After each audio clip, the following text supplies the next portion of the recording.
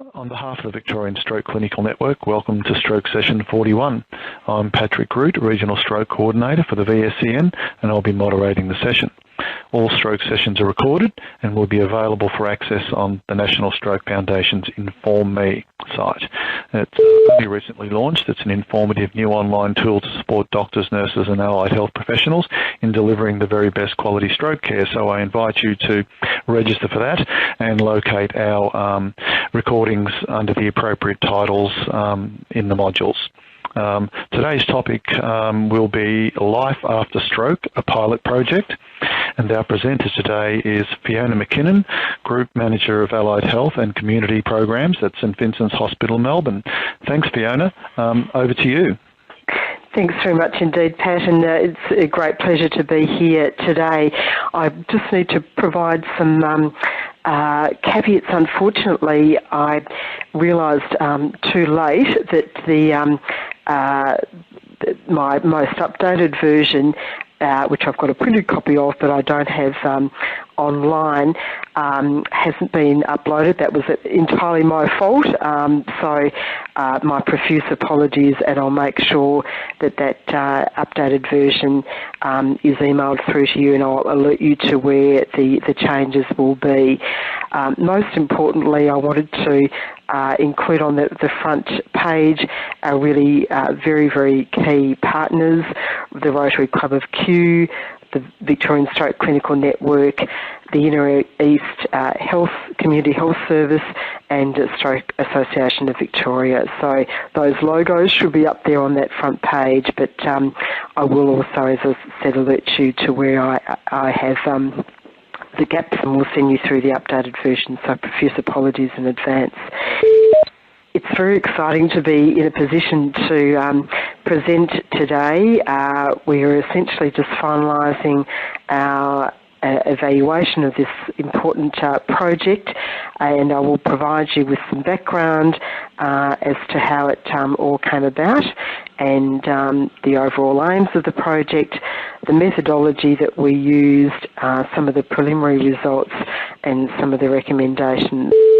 And as Pat has indicated, I'm very happy to take questions through the presentation and also clearly at the end. So the key things for us, we had and this goes back in many ways quite a long way.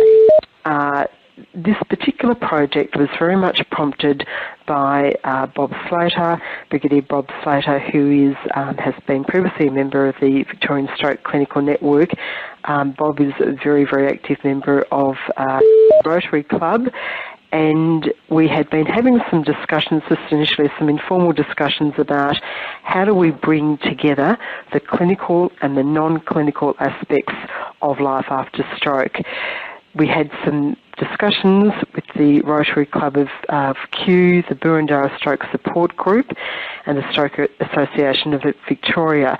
And our focus was very much on life after stroke and the quality of life after stroke. Our premise being, and our concern being, that many people following a stroke may have quite an active acute and rehabilitation phase, but often after that discharge, back to home, back to the community, their links with the wider community may be difficult to re-establish, and there is some clear evidence that the levels of anxiety and depression in the post-stroke population is higher than in the age-matched population. So those initial discussions led by Bob were very much, what can we do to bring in a focus on quality of life early in that rehabilitation process, and most importantly, to ensure that people are not lost after they have been discharged from their hospital management. So that was the real impetus and catalyst for the work that we undertook. So those initial discussions were highlighted with some further discussions across St Vincent's Hospital and through the Inner East Community Health Service, and we were very fortunate to have a funded project supported by the VSCN to develop up a pilot project looking at life after stroke and looking at how we could potentially evaluate what seemed like intuitively a good idea, to be confident that we could implement that in other settings.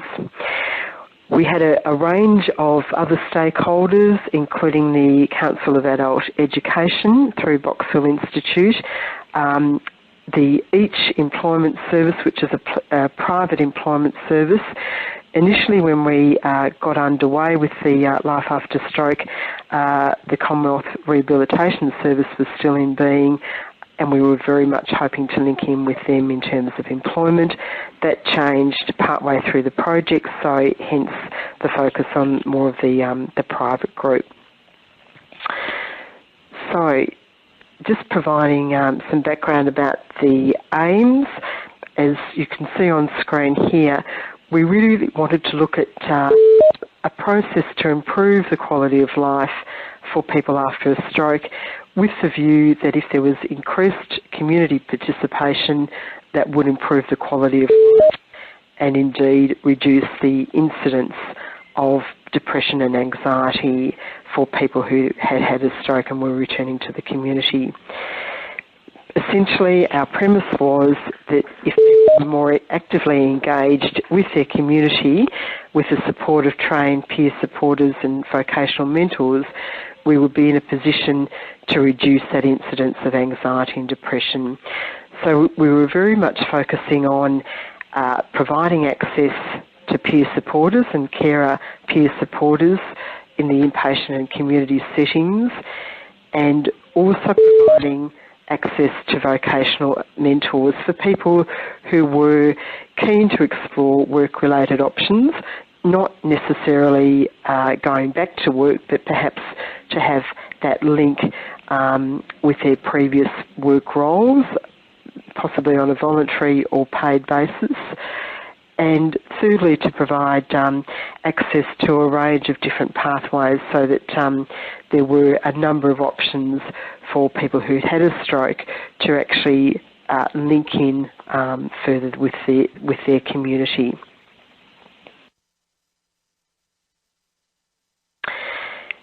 We also had a strong focus on the peer supporters. So our view was, again, twofold, that peer supporters would provide a very valuable support for people who'd had a stroke through the lived experience, so that there would also be a benefit to those peer supporters as well as the people who'd had a stroke more recently and were participating in the actual program. We were in the very fortunate position with Bob's Drive to recruit vocational mentors from the Kew Rotary Club, and that aligned very well with part of the focus of the Rotary Clubs, and not just unique to Kew, but the membership of Rotary Clubs being based on professional-based participation. And we wanted to create structured opportunities. So we were very focused on developing a structured model and a structured program, rather than just really relying on an ad hoc approach to people getting back into their community settings. So our overall aim was to create a model that we could also evaluate and could then inform future developments and potential similar programs elsewhere.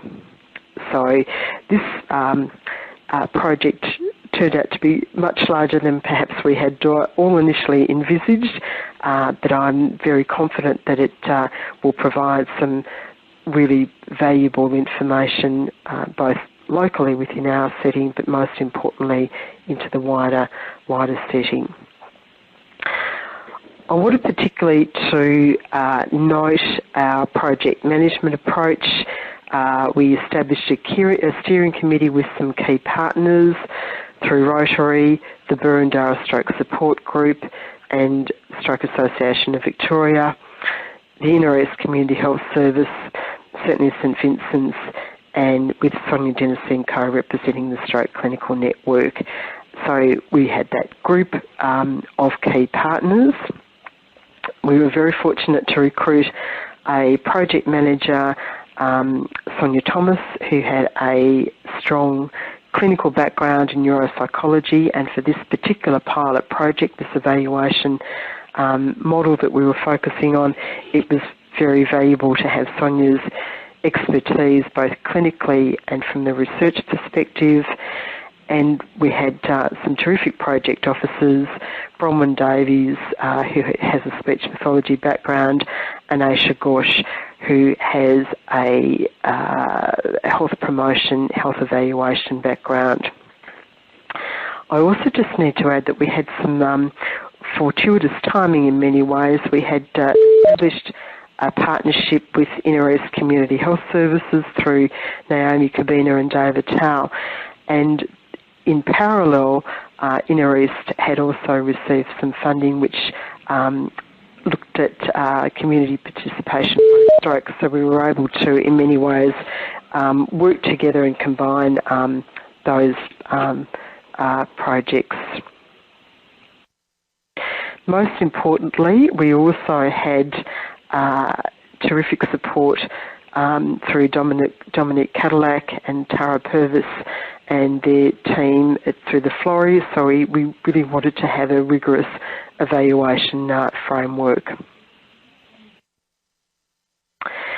Just to provide some diagrammatic representation, we saw that there were a number of elements to this particular work, the structured work that we wanted to develop, very much with the stroke survivor at the centre, and opportunity to link in with peer supporters through an inpatient hospital-based setting and through vocational mentors in the community and peer supporters in the community, and looking at how we might potentially develop some pathways to support that overall picture. Our mental mud map, I think for want of a better term, was focused on a view that we were able to link in with people early on in their rehabilitation stay through a peer supporter that would provide a good link to then continue through into a community-based setting, and then through either concurrently or in sequence a vocational mentor through Rotary. It came together in a slightly different way on the ground, and in part that was trying to balance the model that we were wanting to develop with a project design and methodology that would yield a strong evaluation process. So just in terms of the project design, so I just perhaps want to reinforce that we're doing two things here in many ways. We were setting up a new model, and we were setting up a process to evaluate that model to enable some sense of confidence that what we were developing was evaluated rigorously and then could inform those next steps. So the pilot project, I think it's important to note, was essentially it was a pilot rather than perhaps a clear experimental design, described well by our evaluation team through Dominic and Tara as a multi-methods design. We utilised prospective questionnaires that we provided for participants and peer supporters and the vocational mentors. We conducted focus group interviews, and we used a number of outcome measures to try and really capture the level of anxiety and depression, the FIM through the functional independence measure, quality of life measure through the EQ5D, and the Lawton Instrumental ADL scale to look at particularly practical approaches to activities of daily living, and also use the goal attainment scale to measure the individual goals for participants.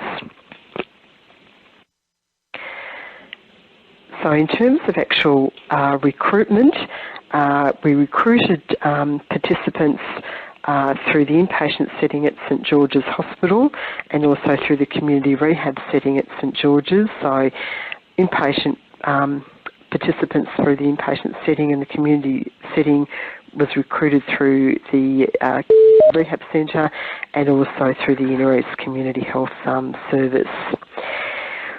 Our peer supporters and vocational mentors were recruited respectively through the Burundara Stroke Support Group, a very active group, very keen to be involved, and our vocational mentors through the Rotary Club of Kew. Again, a very, very committed group who are very keen to work through this model with a view to longer term rolling out across the state. We had some very formalised processes to train our supporters and our mentors. This was very important to us, and we have a program that was conducted over a period of time for the peer supporters and vocational mentors. The introductory sessions were conducted together with both the peer supporters and vocational mentors, and then we had separate sessions for those two groups. The other key process was really matching the participants with peer supporters and vocational mentors, and that process was undertaken through Sonia Thomas and Bronwyn Davies and Aisha Ghosh, just to make sure that the linking and the matching would work well. We tried to do that matching through comparative clinical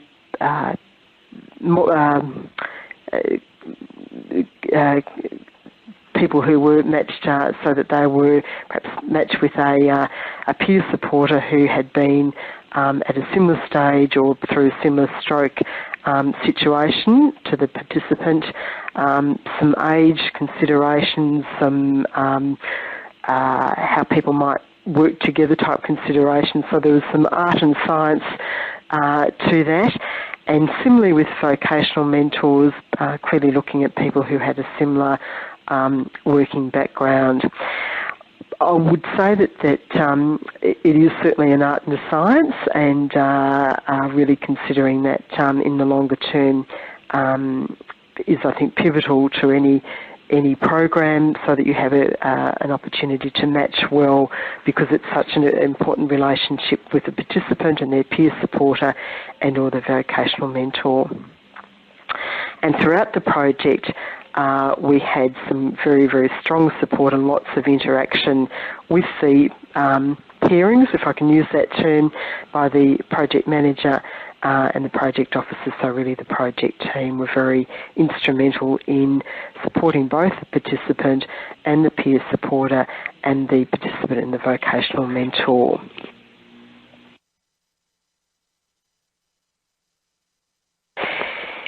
In terms of implementation, I've mentioned the training program. We had a detailed program that was developed by Sonia Thomas, our project manager, and Justin Wibrow, who is a Rotarian who's done a lot of work focusing on mentoring and has also been doing some work with Stroke Association of Victoria. So the programs were delivered in partnership with Rotary and also with Mind. Mind focused on our peer supported program, so that worked very well. So there was an understanding of how to best work with participants as a peer supporter. So that was a very important partnership as well.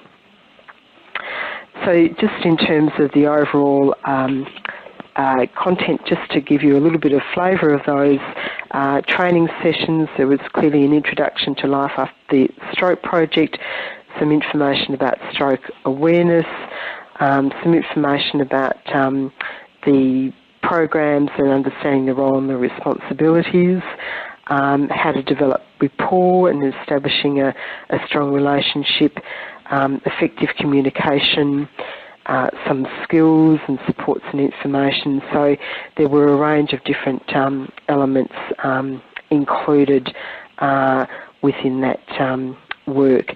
So that, as I said, the presentation of those key items was undertaken by the project manager and project officers and by Justin Webrow as well. So the peer supporter program was conducted through the Community Peer Supporter Program in partnership with Inner East Community Health, and our inpatient peer supporter program was more based within the St George's area. And the vocational mentor program followed on and was often with people who had quite a time lapse since their stroke. So these key areas of inpatient peer supporter, the community peer supporter and vocational mentor programs were evaluated.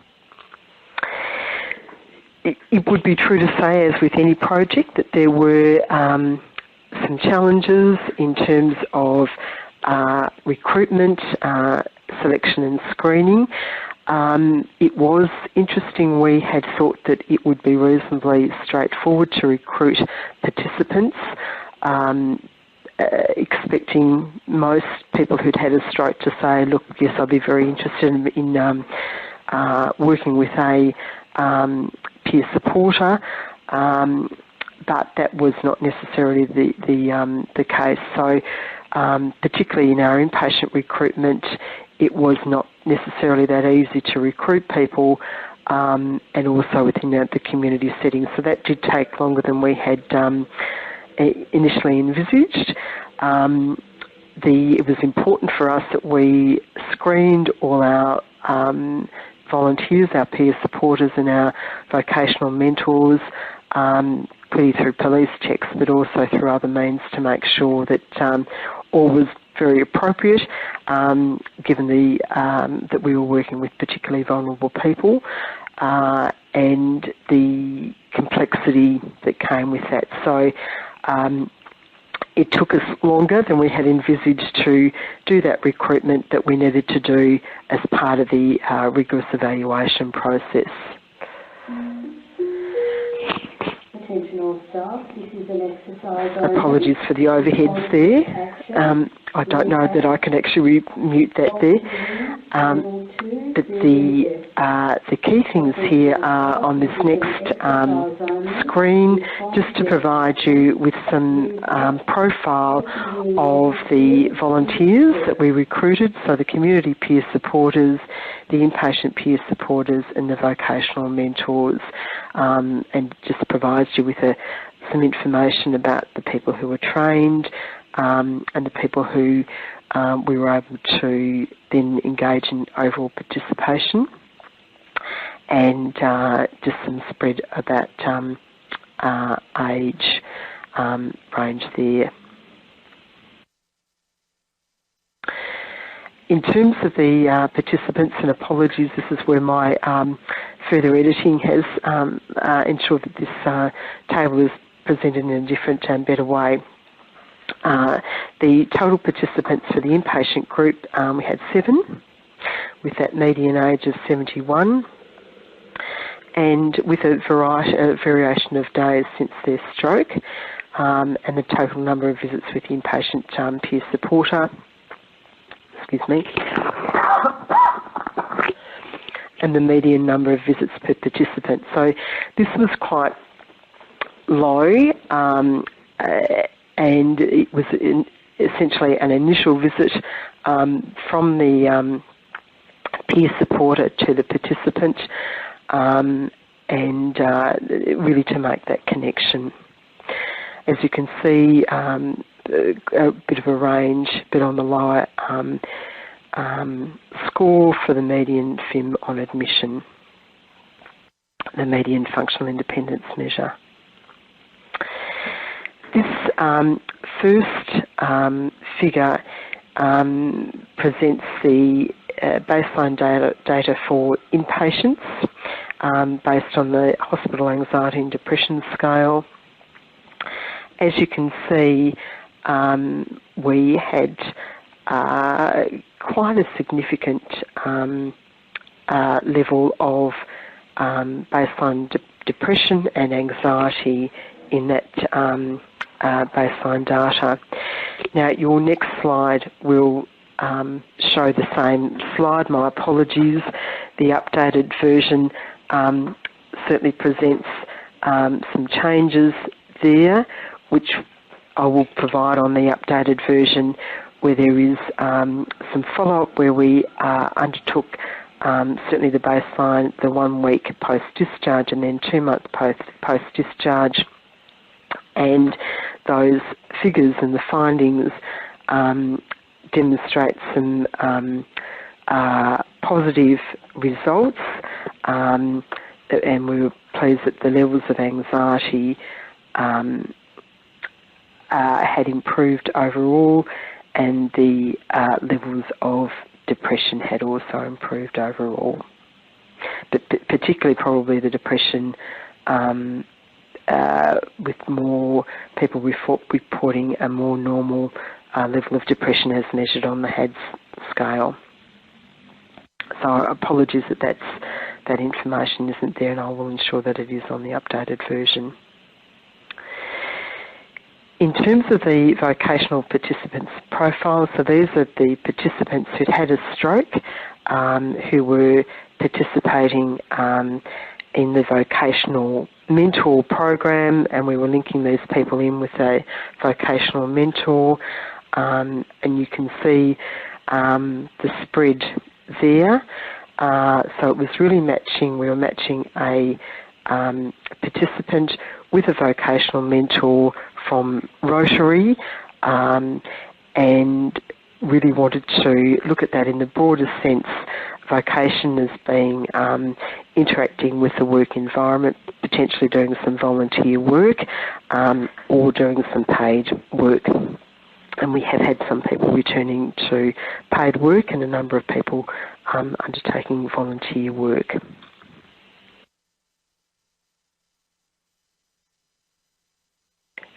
Again, in this particular group, we noted some levels of depression and anxiety, not so severe as in the previous group, who were quite new post-stroke. And you will have on the next slide the same slide, which is not what it's meant to be, but just to indicate that on our the next slide there did indicate that there had been some positive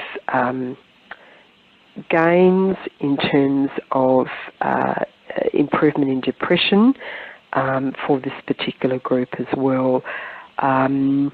Not so much impact on anxiety, but that engagement had appeared to improve the level of depression. In terms of the community peer supported participants, so these were people who were recruited either through the Inner East Community Health Centre or through our Community Rehab Centre at St George's. So people who had progressed a little bit in terms of time, but quite a variety of time had elapsed in this particular group. On average, about 10 months, but it did vary between 3 months and 42 months, as you can see here, or with the carers as well. So a different mix of this particular particular group.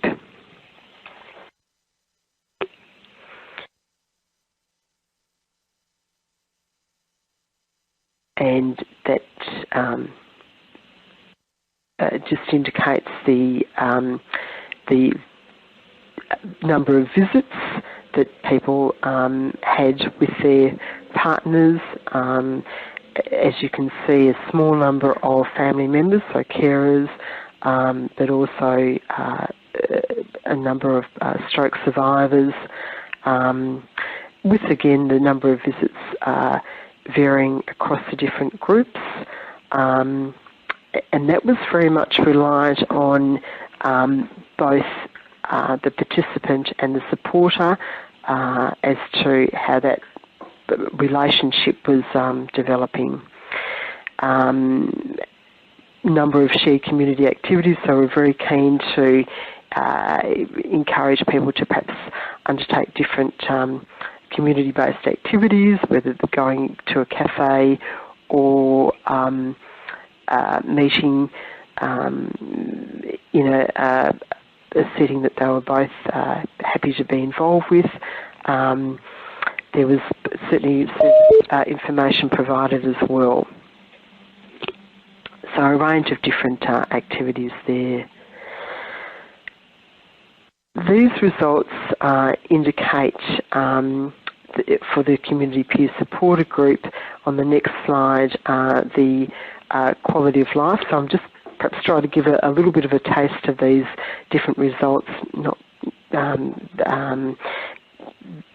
presenting all the results, but just to give a sense there. And to indicate that there had been some significant improvement in anxiety and depression from baseline to 3 months and 6 months, and that had been retained. Reductions in pain, and the usual activity is an interesting one, so we're needing to have a closer look at that. But not perhaps a lot of change in self-care or mobility, but the key thing for us was looking at some improvement in anxiety and depression.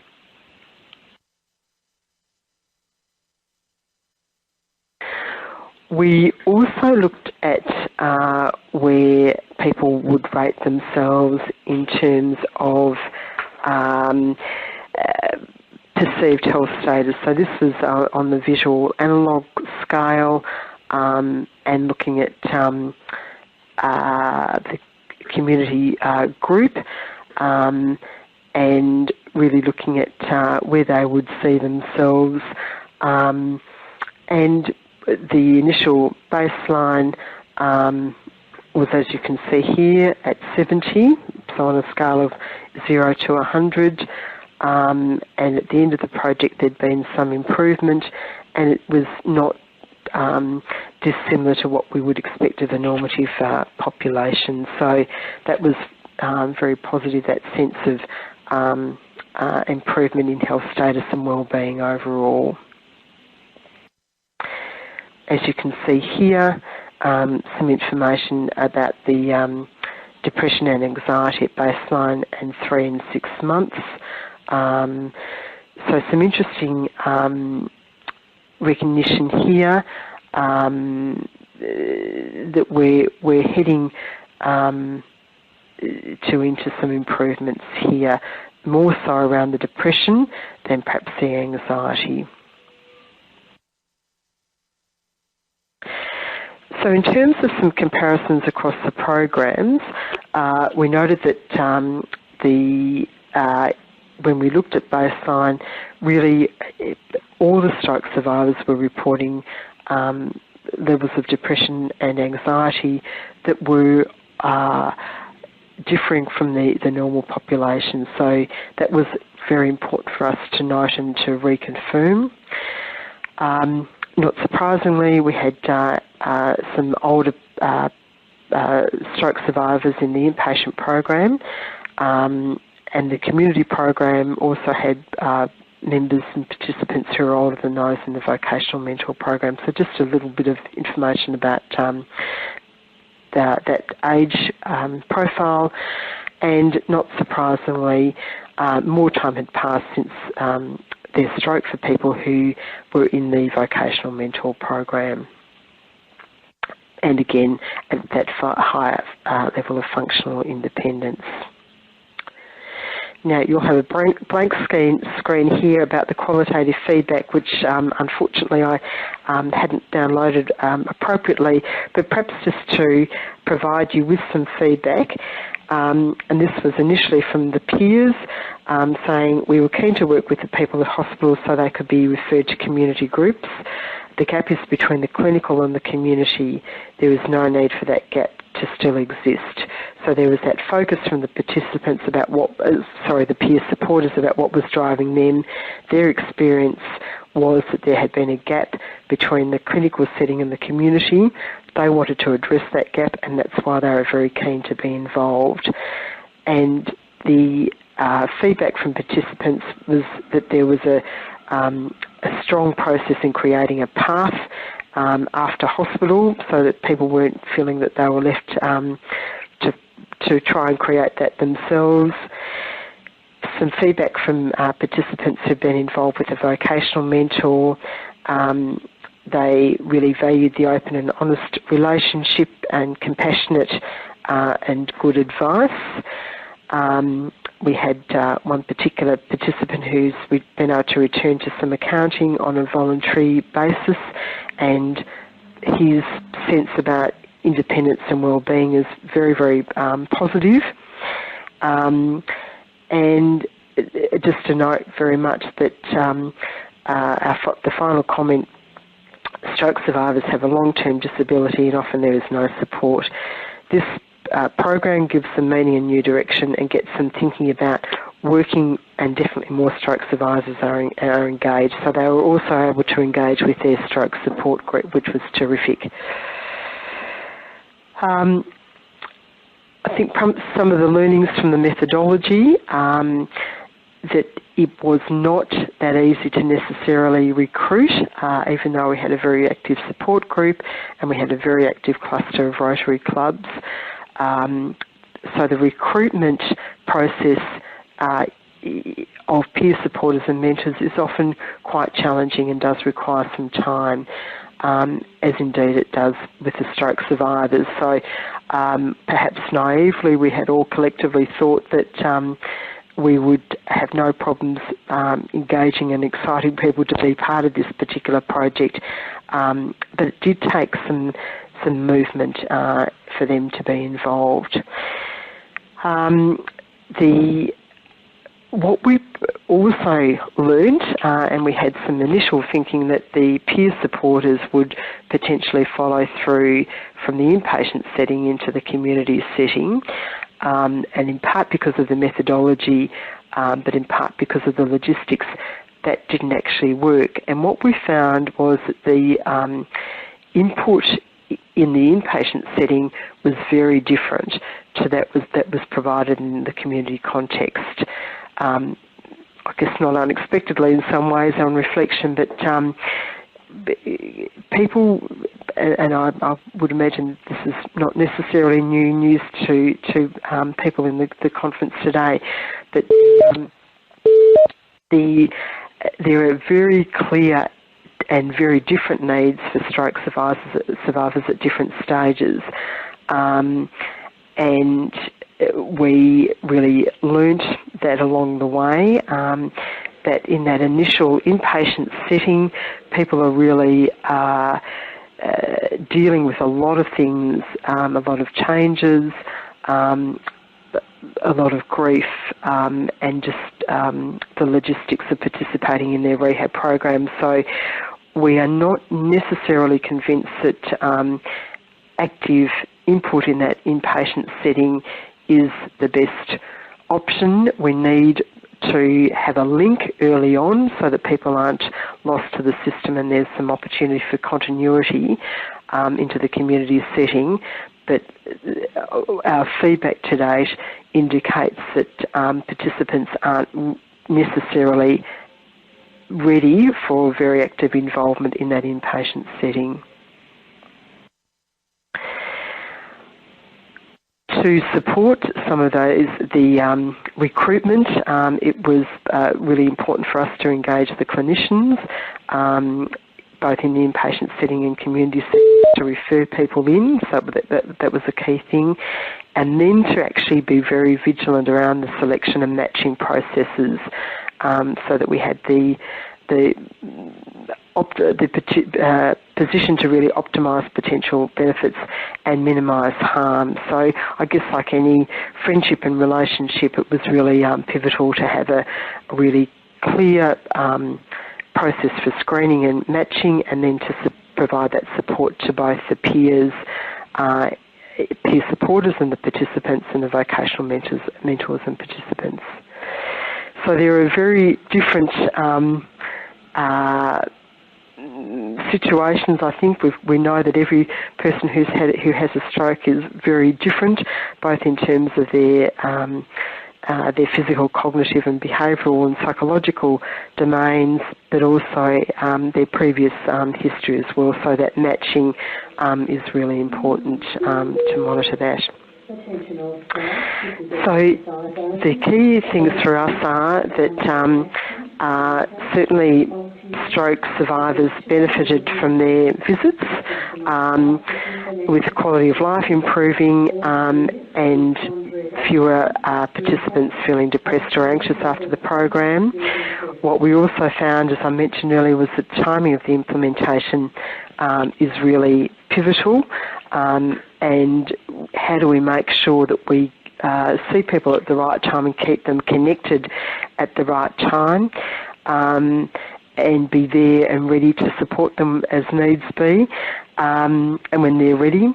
And that clearly the screening and the matching and the support are really critical for a successful program, not only in the process we were looking at here where there was an evaluation process, but to have that support ongoing, I think, is really quite pivotal to ensure that the relationships continue well. So, in conclusion, we have been in a position to develop a model that supports life after stroke. We've been able to develop some processes around recruitment, training for peer supporters and vocational supporters and mentors, to have a really structured process to develop those partnerships. And overall, we've had some very positive results. I think we've got some opportunities to learn from the pilot program, particularly around the timing of the interventions and recognising that people are at different stages and have different needs along the way. So just in conclusion, I'd really like to acknowledge, as I mentioned earlier on, Bob Slater. He was really the catalyst for Life After Stroke, and our project team, Sonia Thomas, Bronwyn Davids and Asha Ghosh, and our project partners and our steering committee members. We had steering committee members from, and this is the slide that wasn't included unfortunately, from across Rotary, through Stroke Association of Victoria, the Burundara Stroke Support Group, Inner Community Health, the VSCN, St Vincent's and the project team. And in terms of our next steps, we're just finalising the full report. We've got the evaluation back from our evaluating team, and really to look at how we can best support future programs. So I think that brings me to the end of that more formal part, and very happy to take any questions. Thanks, Fiona, for that excellent presentation on the Life After Stroke pilot project. Just thinking about application of the learnings, and thinking that you guys might be moving into a future program, wondering on the transferability of the program into other settings, and wondering whether that support that seems to have been so instrumental, that support from Rotary clubs, is that likely to be something that could be, put in place at other centres, for example? Yes, look, thanks very much indeed, Pat. A really pivotal question. We have fabulous support from Rotary, and I have no doubt that there is support more widely across the Rotary network.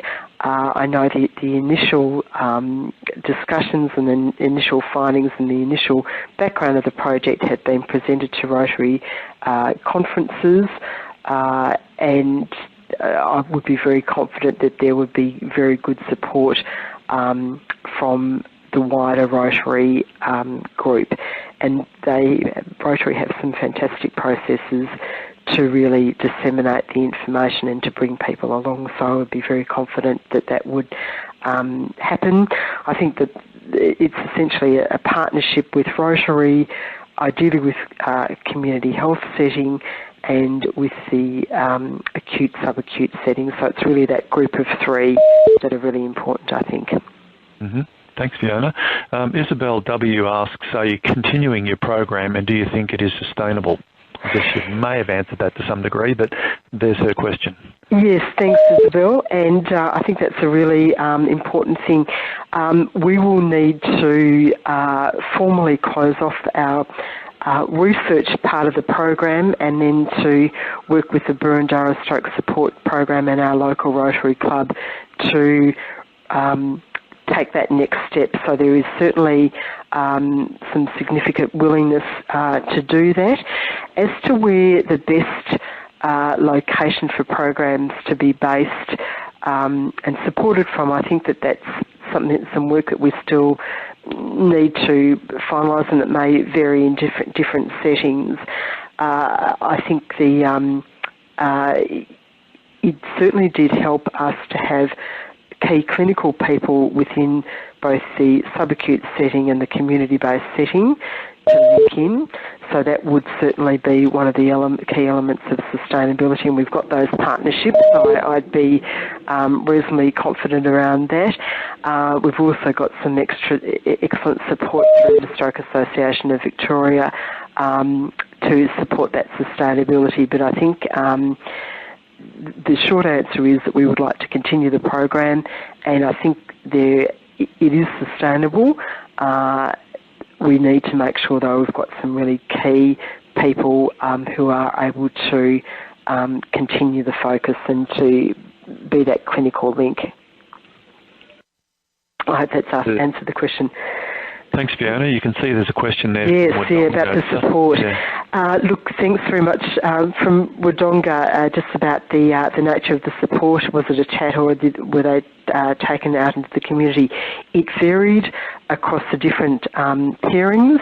Some people just visited at home, and some people went out to cafes and into other more local clubs and things. So it very much depended on what the stroke person who'd had a stroke wanted to do, and I think that's the sort of relationship that can develop into the longer term as well. The other part of the support that was provided by our project team was very much just checking in with both parties just to make sure that all was working well, and I think that that's an important part of the support as well. I would imagine, Fiona, there's a requirement. I saw that you had, I think it was something like 9 or 10 recruited and trained, and there were significant less engaged, and that yes, some degree to do with the amount of people that were involved ultimately, but also, I mean, I understand that there were probably some that were more appropriate to deal with certain stroke survivors than others as well, just because they matched up better. So exactly. I imagine it's important to have a good group to draw from. Exactly, a good pool of people, and I think that's really an important aspect, and would be easier to do in a sort of more sustained program. So in part, we had a slight catch-22. We needed to have a particular shape to the program to allow us to evaluate formally. But I think in the longer term, there is capacity to draw a wider pool of both participants and volunteer mentors, and then that matching is a little easier as well. And in terms of the training. The training involves quite formal sessions, and very happy to send some information about that, but specifically around the project per se, stroke awareness, the roles of the different supporters, the relationships, communication, conversation tips, supports and information. That was the key training, and it was quite formalised. Each session ran for about an hour, hour and a half. So I hope that's helped.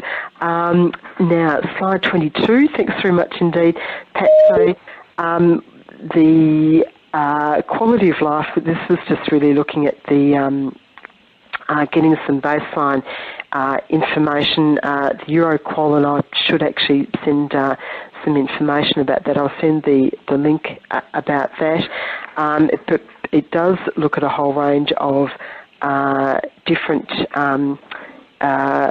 questions and queries around whether people are able to, how they feel in terms of their anxiety and depression, whether they have reported any pain, whether they're able to participate in their usual activity. And I would imagine the query would be particularly around the usual activity data, and I must actually go back and check on that too, because it looks a little unusual to me that there seemed to be better usual activity than there at baseline than there was at 3 and 6 months. So I think I'll just need to clarify that. But I guess the key things indicated that there were some improvements in anxiety and depression, as in reductions, at 3 and 6 months there. So I will provide some further information there. Question from Isabel was, do you think support by a peer is more effective than support provided by a professional? I think it's different support. I think both are really important. The combination, I think, works well at different times, and I think the peer support is incredibly valuable. We just need to ensure that there are some clear parameters around the peer support, both in terms of training and understanding, but also so that there's some parameters and borders, I think, where people perhaps don't overstep the mark, and that linking in with our project team, which could be in other situations a clinician who is particularly focused around this area, I think is important just to do that touch base, just to make sure that there's perhaps not an overstepping of the mark. So I hope that answers that question as well, but I think both peer and clinical support is really important. Thanks very much, Fiona. We seem to have possibly exhausted the chat facility questions at this point, but if there's any further questions that people would like to put to you and haven't been able to do for whatever reason, I'm quite happy to pass any queries forward to you. Lovely. And when you wish to provide us with either the updated PowerPoint or the link that you mentioned or any other elaboration, I'll forward that on to the participant group so that they can receive that information whenever it's available. Terrific, thanks, Pat. And we will be finalising the more detailed report for the Victorian Stroke Clinical Network, and my understanding is that when that is finalised and has been reviewed by the VSCN, that will also be on the website. So, look, perhaps just in conclusion, I think there is a great opportunity to draw peer supporters together with people who've had a stroke and vocational mentors. It's just getting that relationship right and there is some great work, I think there's some great work underway through Stroke Association of Victoria to further develop that. There is no doubt that having a peer supporter network is very beneficial to people who've had a stroke. It's just working through the right timing and making sure that people are well supported in that relationship and partnership. It's something that needs the support and the nurturing and doesn't just necessarily happen by bringing people together and hoping for the best in a less structured way. Thank you very much, Fiona, and for that wonderful presentation. And on behalf of the Victorian Stroke Clinical Network, we really appreciate that input. So certainly invite people to visit the VSCN website and check out the final report when it's available, and also think how something like this could be implemented at their particular site, and bearing in mind that you've got an advocate in the form of Rotary Australia in your region, I'm sure. Yes, yeah, and I think it's just really getting to that next step and having that structured link through Rotary, and happy to work through how that might look with Rotary Australia as well. Thanks very much, Fiona. I'll